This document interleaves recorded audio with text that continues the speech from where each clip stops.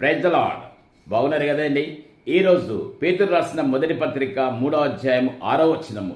ఆ ప్రకారము శారా అబ్రహామును యజమానుడని పిలుచుచు అతనికి లోబడి ఉండెను. నా ప్రియ సహోదరి, నువ్వు దేవునికి లోబడ్డట్టేదుంటే, వాక్యానుసారంగా జీవించినట్టేదుంటే నీవు నీ ఇంటి యజమానికి లోబడతావు. కానీ ఈ రోజులలో కనుక చూసుకున్నట్టేదుంటే ఈ యొక్క యజమానుని భార్య ఏమని పిలుస్తుంది ఈ లోకంలో అంటే, పేరు పెట్టి పిలుస్తుంది.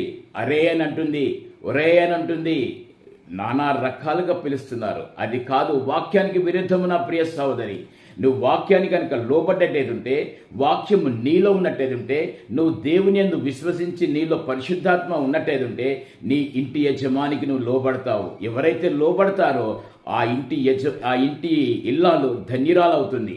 ధన్యురాలైనటువంటి ఆ ఇల్లు ఆశీర్వాదములకు మూలముగా ఉంటుంది. ఈ వాక్యమైన ప్రతి ఒక్కరి హృదయంలో